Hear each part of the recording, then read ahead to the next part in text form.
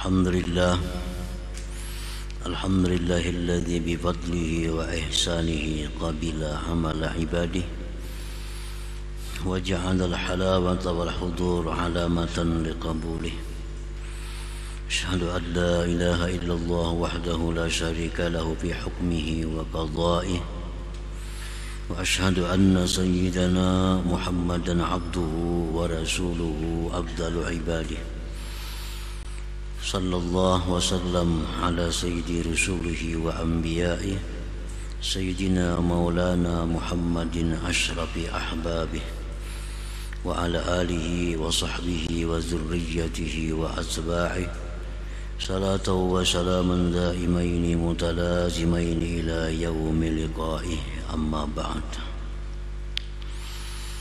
Yang kita hormati dan kita cintai para habaib dan para ulama, muhibbin, hadirin, hadirat, rahimakumullah. Puji syukur kita haturkan selalu kehadirat Allah Subhanahu wa ta'ala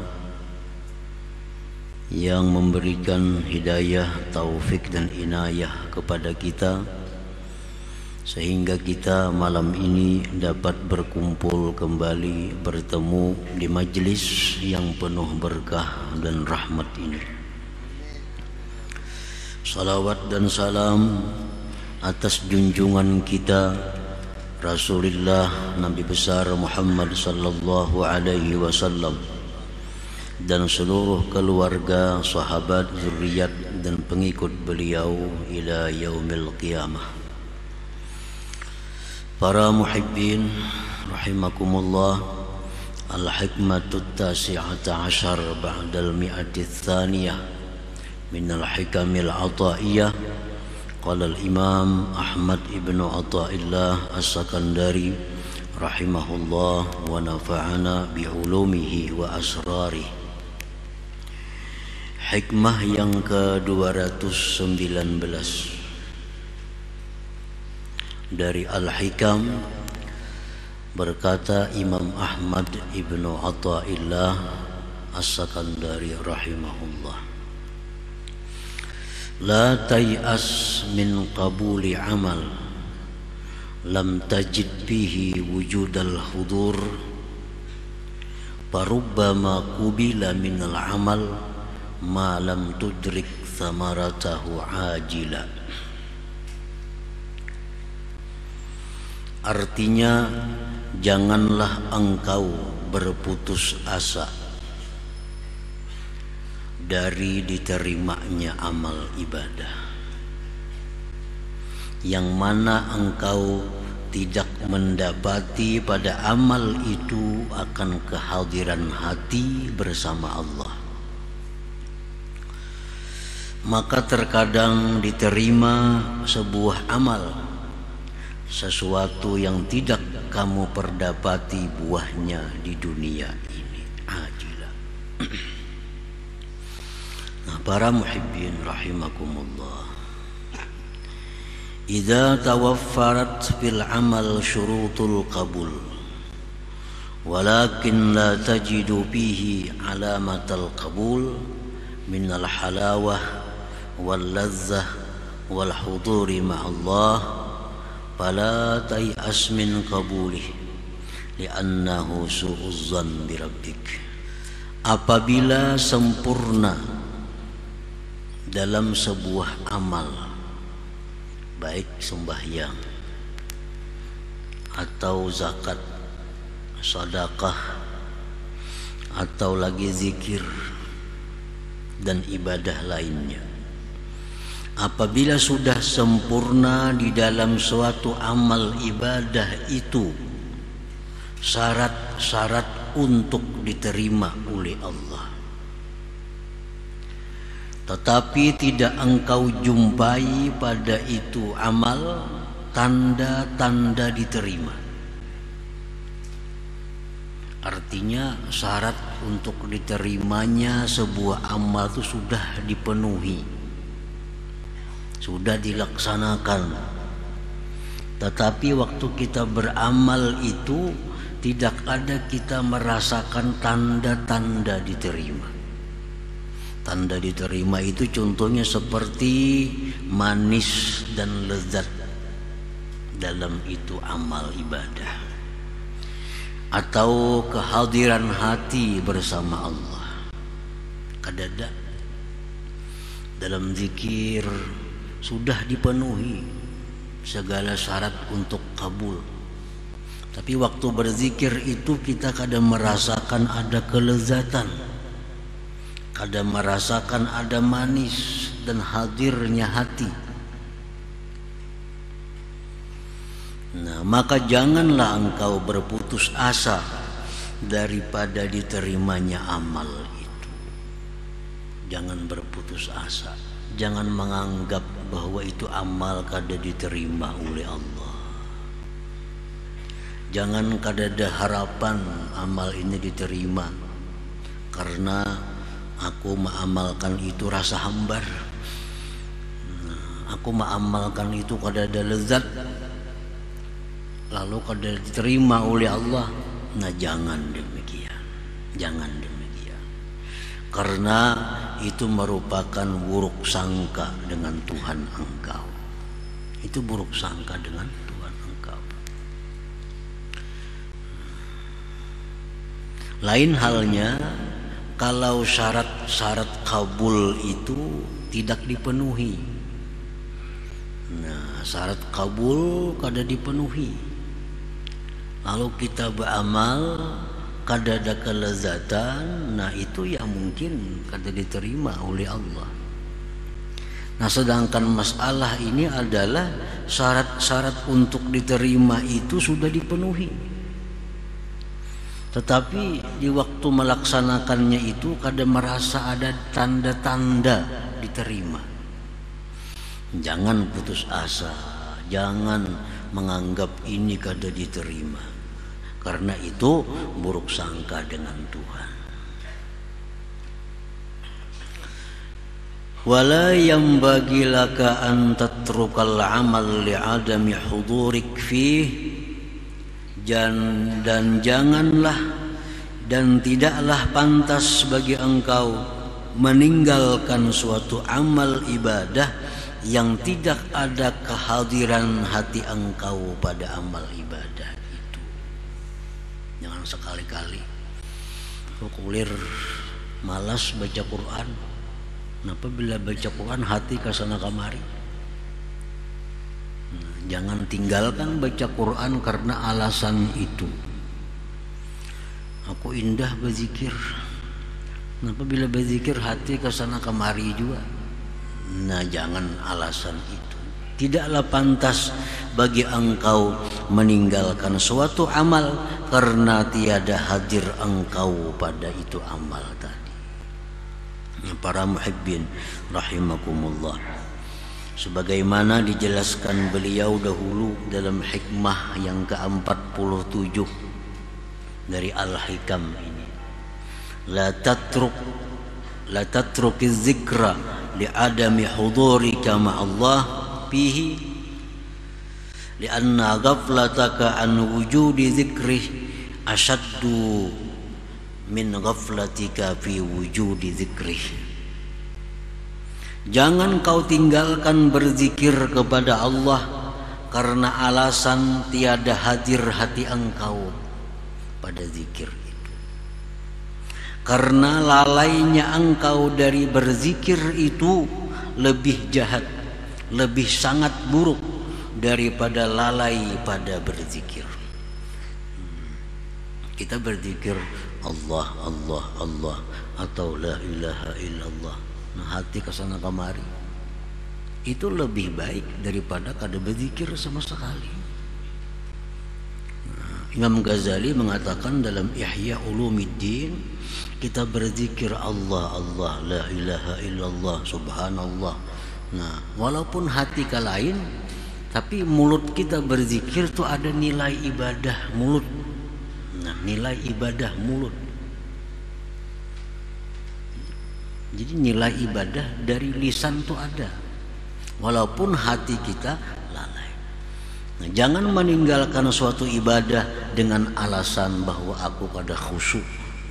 Jangan meninggalkan ibadah dengan alasan aku kada khusyuk, aku kada hadir hati.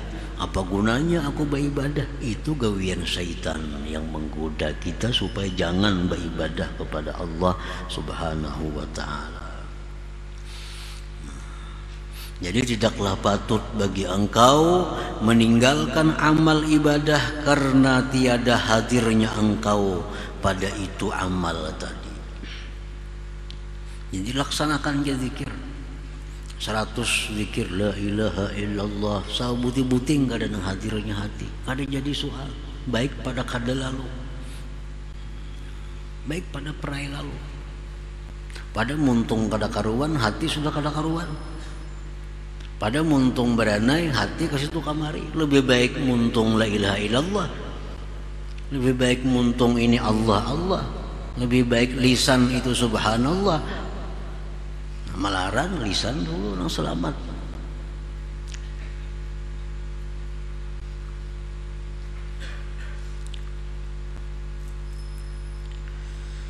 Jadi wala yanbaghi laka an tatrukal amala li'adami hudurik fih aw li'adami wujdanil halawati fihi, atau karena tiada rasa manis, rasa lezat pada amal itu. Ada beramal, kenapa aja beramal kada nyaman juga hati. Kenapa baca Quran hati ya kada nyaman juga, baca salawat hati ya kada nyaman juga. Lalu kada baca Quran, kada berzikir, alasannya hati kada nyaman, kada lezat. Jangan sampai demikian. Farubbama qabilallahu minal amal malam tudrik samaratahu ajila fayu'tika sawabah bil akhirah. Maka terkadang Allah menerima amal sesuatu yang kamu tidak perdapati buahnya di dunia, maka dia berikan kepada engkau pahalanya di akhirat kita. Nah, di akhirat kita barangkali ada pahalanya. Kan kelezatan dalam ibadah itu merupakan bagian dari balasan Allah di dunia kepada orang berzikir. Nah, kita berzikir, wah begitu nyamannya hati berzikir la ilaha illallah, nikmat. Nah, itu merupakan bagian dari balasan Allah yang didahulukan ke dunia ini. Bila kita berzikir tapi kada dapat itu kelezatan, bukan berarti kada diterima oleh Allah. Boleh jadi diterima, tapi disimpan balasannya di akhirat. Disimpan di akhirat. Nah, jadi intinya jangan sekali-kali kita meninggalkan suatu amal yang mana dalam amal itu kita tidak mendapatkan kelezatan, kada mendapatkan tanda-tanda kabul, tanda diterima, padahal syarat-syarat untuk diterima itu sudah terpenuhi. Nah, para muhibbin rahimakumullah, jadi sebuah amal itu ada syurutus sihah, ada syarat sah dulu, tuh kan? Syarat sah ini supaya jadi bentuk. Syarat sah, amunnya syarat sah ini ketinggalan satu pun, maka amal itu kada sah. Amun kada sah, kada kawa dikatakan satu amal. Misalnya sembahyang, sembahyang itu ada syurutus sihah, syarat-syarat sah. Kalau syarat sah itu ketinggalan, ya kada sembahyang ngarannya. Seperti berwudu, suci, menghadap kiblat. Nah, itu kan syurutus sihah, syarat sah sembahyang. Kalau kita kada berwudu, batal sembahyang, kada sembahyang ngarannya, karena ketinggalan syarat-syarat sah. Nah, syarat sah ini sudah kita laksanakan dengan sempurna sehingga ibadah itu berhak dinamakan ibadah. Bersedekah, sedekah itu ada syarat sahnya. Apa syarat sah sedekah? Antara contohnya yang bersedekah ini orangnya mesti baligh, berakal misalnya. Kanak-kanak sah lah bersedekah, kada sah karena belum balik bakal. Sedekah itu mesti harta seorang. Harta orang mau disedekahkan kada kawa kada sah. Itu syarat sah sebuah sedekah. Barang curian disedekahkan jadi sedekah lah, kada sedekah karena kada milik seorang. Nah, jadi ada syarat sah. Itu mutlak mesti ada. Setiap ibadah yang sudah sah, sembahyang sudah sembahyang ngarannya, zikir sudah zikir ngarannya, wudu sudah wudu karena syarat sahnya komplit. Nah, hanyar dicari syurutul kabul, syarat diterima. Kayak apa supaya yang sah ini diterima oleh Allah? Bila diterima oleh Allah, ada balasan kita. Baik balasannya di dunia ini dikirim Tuhan sedikit dulu atau kena di akhirat. Nah, jadi apabila satu ibadah itu sudah sempurna, syarat-syarat tadi, syarat sah sudah, syarat diterima sudah, nah, walaupun kada ada tanda diterima oleh Tuhan, tapi jangan mengira bahwa itu kada diterima oleh Tuhan, karena sudah kita laksanakan syarat-syaratnya itu. Para muhibbin rahimakumullah, nah, syurutul kabul, syarat-syarat untuk diterimanya sebuah amal ibadah. Ya, sebenarnya sudah dalam hikmah 93 secara rinci. Nah, sedikit diulang di sini tentang syarat-syarat kabulnya sebuah ibadah. Allati la budda an tutawaffar, yang tidak boleh tidak disempurnakan. Minha setengahnya al-ikhlas, itu mutlak ikhlas. Kalau kita melakukan satu ibadah tapi kada ikhlas, jangan berharap diterima. Kenapa? Karena syarat untuk diterima kada cukup, karena Allah. Nah, syarat diterimanya sebuah amal, sembahyangkah, zakatkah, sedekahkah, apapun ibadah, itu syarat mutlak mesti ikhlas. Rasulullah sallallahu alaihi wasallam bersabda, la yaqbalullah min musammi' wala mura'i. Allah tidak menerima ibadah dari orang yang minta dengar, minta lihat, orang sum'ah dan riya. Nah, sudah jelas. Jadi kalau dalam ibadah itu ada riyanya, maka kada usah berharap diterima. Kada bakal diterima karena syarat untuk diterima kada cukup. Dalam hadis qudsi Allah berfirman, ya ayyuhan nas akhlisu a'malakum lillah fa innallaha la yaqbalu minal a'mal illa ma khalasalah. Wahai manusia, ikhlaskan amal kalian untuk Allah, karena Allah tidak menerima daripada amal-amal ibadah kecuali yang ikhlas karenanya. Nah, jadi ini mutlak. Kalau hendak diterima ibadah apapun yang kita lakukan, mutlak syaratnya adalah ikhlas. Para muhibbin rahimakumullah. Nah, oleh para ulama, ikhlas ini dibagi supaya menyamanakan kita. Ada ikhlas nang rendah tapi ikhlas juga ngarannya, ada ikhlas nang sedang, ada ikhlas nang tinggi. Salah satu antara tiga ini sudah masuk ikhlas. Ikhlas yang paling rendah adalah orang yang beramal ibadah karena takut dengan siksanya Allah. Nah, ini berzikir aja, kan apa zikir takutan kalau mati ke neraka ini. Nah, itu ikhlas sudah, ikhlas, tapi ikhlas yang paling rendah. Sembahyang tahajud, sembahyang fardu sudahnya rajin. Kenapa? Takutan kalau mati ke neraka namun kada sembahyang, takutan kalau dikubur kena diazab namun kada sembahyang. Nah, ini sudah ikhlas, walaupun kurang disukai Allah, demikian itu. Nah, tingkatan yang kedua ikhlas juga ngarannya, inya beribadah terdurung janji-janji pahala Allah. rajin sembahyang, rajin puasa, rajin bersedekah. Kenapa? Hendak ke surga pang mati.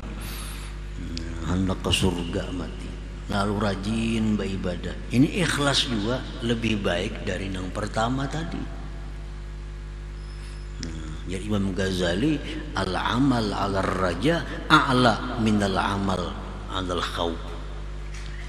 Orang yang beribadah itu karena mengharap surga sebagainya lebih baik daripada orang yang beramal karena takut dengan api neraka tadi.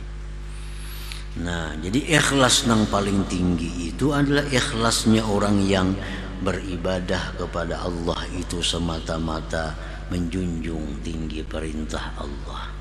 Walaupun Allah kadang menyediakan surga, walaupun Allah kadang menyediakan neraka, tapi nengaran disuruhnya tetap kugawi. Nah, ini ikhlas yang tinggi sudah. Ngapain kamu baku-hakun sembahyang? Tuhan nyuruh.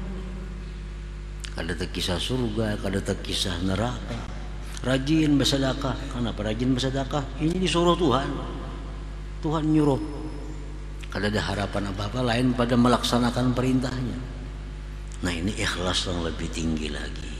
Nah, jadi ikhlas semacam itu mutlak syarat untuk diterima sebuah amal. Kita kawaja mengukur diri kita. Kita tadi sembahyang karena apa? Kita tadi bersedekah karena apa? Nah, bila antara tiga tadi ya ikhlas, masuk ikhlas. Nah, jadi syarat untuk diterimanya sebuah amal itu ikhlas dulu. Ini yang batin. Adapun yang zahir, al-halal fi jami'i ma bika. Halal sekalian yang ada dengan engkau. Nah, ini syarat diterima juga. Tapi yang zahir. Rasulullah sallallahu alaihi wasallam bersabda, innallaha tayyibun la yaqbalu illa tayyiba wa innallaha amara al-mu'minin bima amara bihil mursalin. Faqala ta'ala ya ayyuhar rusulu kulu min tayyibati ma razaqnakum wa'malu salihan. Wa qala ta'ala ya ayyuhalladzina amanu kulu min tayyibati ma razaqnakum. ثم ذكر الرجل يطيل السفر أشعث أغبر يمد يديه إلى السماء يا ربي يا رب ومطعمه حرام ومشربه حرام وملبسه حرام وغذي بالحرام فأنى يستجاب له. Artinya Rasulullah bersabda, sesungguhnya Allah itu tayyib, Allah itu baik dan tidak menerima kecuali yang baik. Dan bahwa Allah menyuruh orang beriman dengan sesuatu yang Dia suruh para rasulnya. Allah berfirman, wahai para rasul, makanlah yang baik-baik dari rezeki yang kami berikan dan beramallah amal salih. Allah berfirman lagi, wahai orang beriman, makanlah dari yang baik-baik yang kami berikan rezeki kepada kalian. Lalu Nabi menyebutkan seseorang yang lama dalam musafirnya. Keadaan orang musafir itu usang, berdebu. Dia mengangkat tangannya ke langit sambil berkata, ya Rabbi, ya Rabb, hai Tuhanku, hai Tuhanku. Tapi dia makan, ada yang haram. Minumannya ada yang haram, pakaiannya ada yang haram, diberi makan dengan yang haram. Fa'anna yustajabulah, maka mana mungkin diterima baginya. Nah, jadi artinya kalau dalam tubuh kita ini atau pada tubuh kita ini ada sesuatu yang tidak halal, lalu kita bawa beribadah, itu sudah keluputan satu syarat kabul. Nah, bila keluputan syarat kabul ini, jangan berharap kabul, jangan berharap diterima. Orang yang boleh berharap diterima itu orang yang sudah menyempurnakan syarat diterima. Nah, para muhibbin rahimakumullah, wa minha, setengahnya lagi at-taqwa. Nah, taqwa Allah Ta'ala berfirman, innama yataqabbalullah minal muttaqin. Nah, hanya saja Allah menerima amal ibadah dari orang yang takwa kepada Allah. Nah, jadi kalau kita sudah takwa kepada Allah, kita boleh berharap bahwa ibadah kita itu kabul, diterima oleh Allah. Orang yang suka menggibah, takwalah kepada Allah. Kada takwa, kada takwa. Sembahyang, diterima lah sembahyangnya, kada bakal diterima. Bersedekah, kada bakal terima. Karena Allah hanya menerima amal ibadah dari orang yang takwa. Imam Ghazali dalam kitab Ihya Ulumuddin menjelaskan tentang hadis Rasulullah sallallahu alaihi wasallam, mengisahkan tentang amal ibadah kita ini. Suatu amal ibadah yang dilakukan seorang hamba dibawa naik oleh malaikat sampai langit pertama, ditolak. Hanya langit pertama sudah ditolak. Kenapa ditolak? Karena orang ini suka menggibah orang lain, suka menggunjing orang lain. Nah, jadi gibah itu sudah tahu semuaan kita, artinya zikruka akhaka bima yakrah. Menyebutnya kita akan saudara kita dengan nang inya kada suka, itu gibah. Walaupun itu memang bujur, orangnya nih hirang, kita padahal hirang bener nih itu, inya kada katuju disambet hirang. Nah itu gibah ngarannya. Padahal orangnya hirang, sambat hirang kada katuju, gibah ngarannya. Memang ada pada dirinya, amun kada ada pada dirinya itu memitnah ngarannya. Berat lagi nih tuh mah ada ini nang ada disambat. Nah bila kita gibah kada tobat lawan Allah, kita beribadah kada kawa sampai, kada kawa diterima oleh Allah, karena ini kada takwa orangnya. Yang kedua, orang ini sudah bersih dari gibah, beramal, beribadah, malaikat membawa naik. Langit pertama bisa tembus selamat, sampai langit yang kedua ditolak oleh malaikat. Ini kada kawa tembus ke langit yang kedua nih. Kenapa? Karena orang ini ibadahnya ada tujuan duniawi dengan ibadah itu. Orang menjadikan ibadah sebagai alat untuk menangkap duniawi. Nah ini pun kada kawa diterima juga. Naik lagi amal ibadah, lulus langit pertama, lulus langit kedua, langit ketiga ditolak. Kada bisa naik lewat tiga. Kenapa? Kada kawa naik karena orangnya sombong, angkuh. Sampai langit yang ketiga aja juga kada sampai lagi ke hadirat Allah.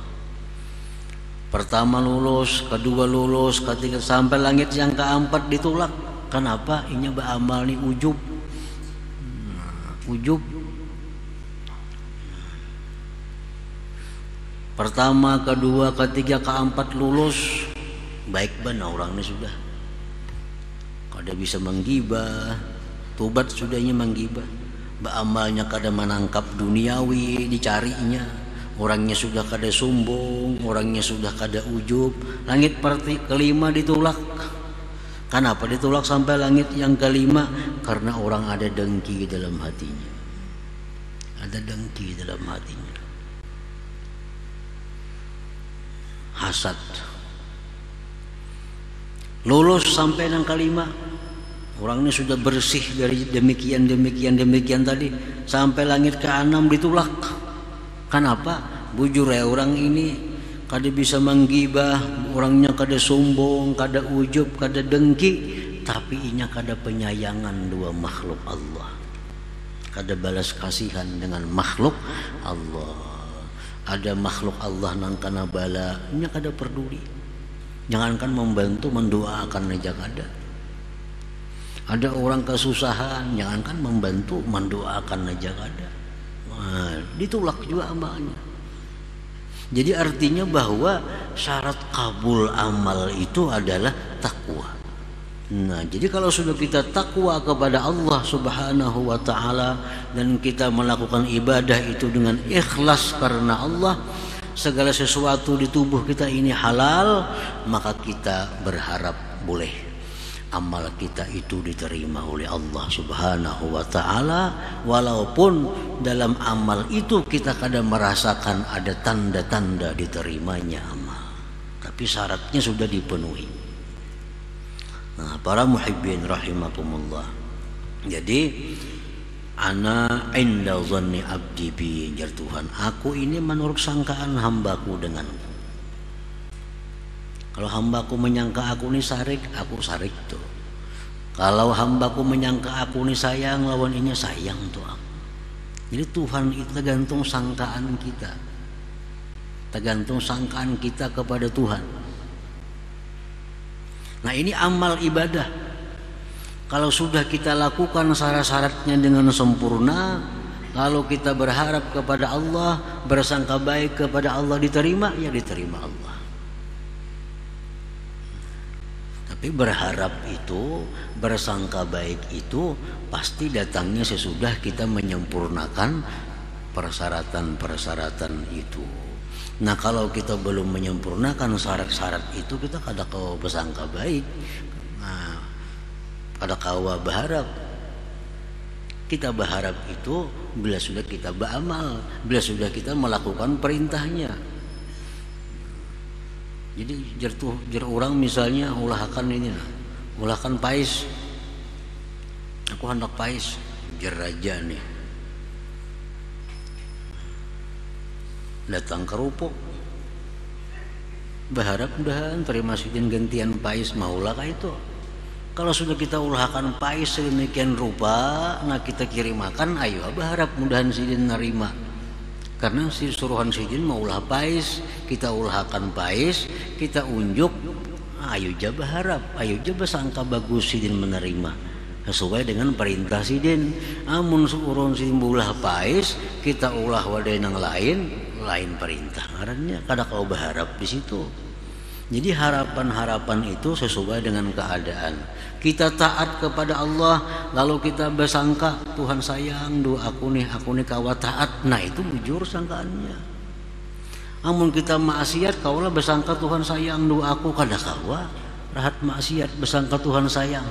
Kalau Tuhan sayang, pasti Tuhan kerjakan kita, Tuhan amalkan kita dalam taat kepada Allah Subhanahu wa taala. Nah, para muhibbin rahimakumullah, janganlah putus asa, janganlah kada berharap diterimanya amal yang tidak didapati pada amal itu tanda-tanda diterima. Karena Allah itu bisa menerima amal tanpa memberi tanda, tanpa memberi buah dalam dunia, namun disimpan buahnya di akhirat untuk orang yang beramal tadi. Selama orang beramal itu memenuhi syarat-syarat untuk diterimanya sebuah amal. Nah, kemudian hikmah yang ke-220 insyaallah. Ila hadratin Nabi sallallahu alaihi wasallam al-Fatihah. Iyyaka na'budu wa iyyaka nasta'in ihdinas siratal mustaqim siratal ladzina an'amta 'alaihim. Ya Allah biha ya Allah biha بحسن الخاتمة يا الله بها الله بها يا الله بحسن الخاتمة يا الله بها الله بها بحسن الخاتمة ويا أيها الرجل منه شفاعة عليه وسلموا تسليما اللهم صل وسلم وبارك عليه